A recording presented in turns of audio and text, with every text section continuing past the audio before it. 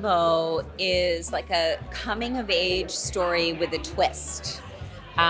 It's about a 16-year-old girl who has a fictional disease that makes her age really rapidly.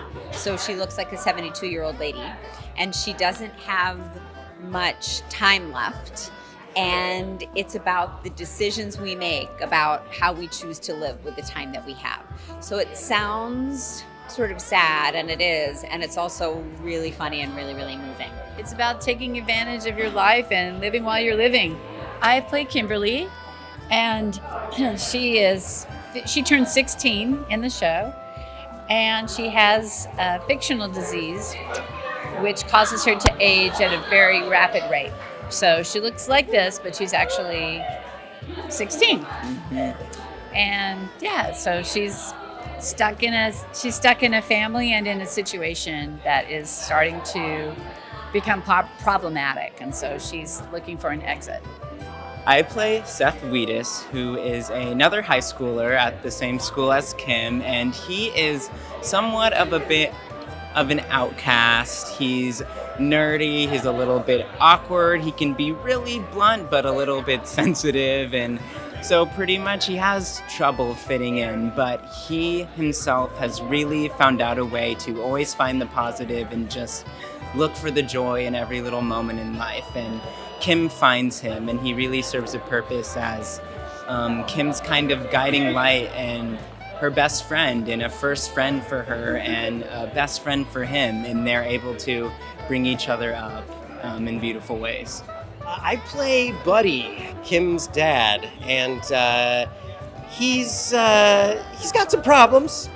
He's trying, but he drinks too much, and he says some inappropriate stuff. But like everybody in the play, he's trying to be better. He's trying to live his best life now. So I play Pattie, Kimberly's mother. Some would say she's a bit of a narcissist.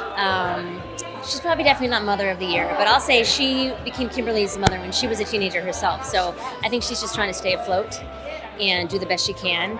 And it's super messy at times. It's super loving at times. It's super cutting at times. Super flawed. She loves her daughter dearly, and she has a very odd way of expressing her anxieties about Kim's life. She has her own ailments. She creates her own ailments as if to compete with her daughter. And it's told with some humor. But yeah, she's kind of out there, Pattie. So I play Kimberly's Aunt Debra, who is a wisecracking con woman, which is kind of the best thing ever to get to play. I honestly come in and shake up everybody in the whole plot and try to get Kimmy in on a little scheme, and it's pretty great. It's the best. Our director always says it's about the life you live and the choices you make.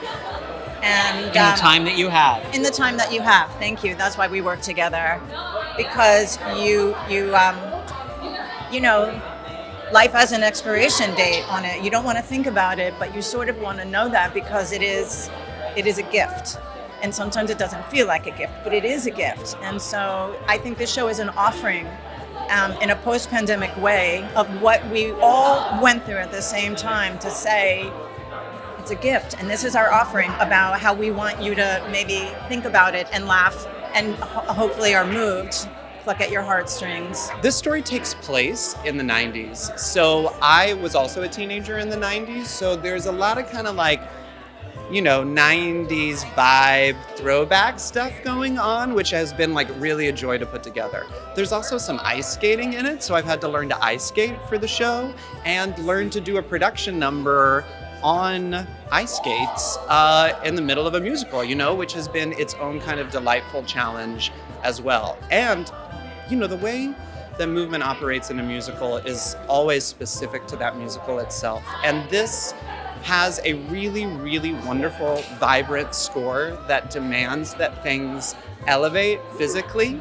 And so being able to find that life and the moves that feel right to me inside of that, and that feels psychologically linked, while always trying to deepen the story and use every moment to deepen character development and explore plot, is Yeah, that's what I love about doing this. So this has been the most incredible material to work on because these writers are incredible. The thing that's most interesting about Kimberly Akimbo and what people experience is the feeling of laughing until your ribs are tired, only to be 180'd and be the next minute crying your complete heart out. And I think that's something that can only be accomplished through showing people such brightness and joy and showing people the struggle through that, but at the end bringing it back. It kind of creates this bittersweet cycle, and that's a big theme for the show, the idea of bittersweetness.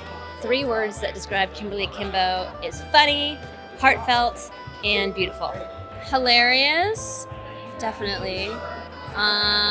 Heartfelt, and silly. Uplifting, joyous, and sad. Hilarious, poignant, unexpected. Exuberant, stupendous, and surprising. Hilarious, heartfelt, unexpected. Hysterical, heartwarming, and original. Heartfelt, hilarious, tuneful. That's a word, right?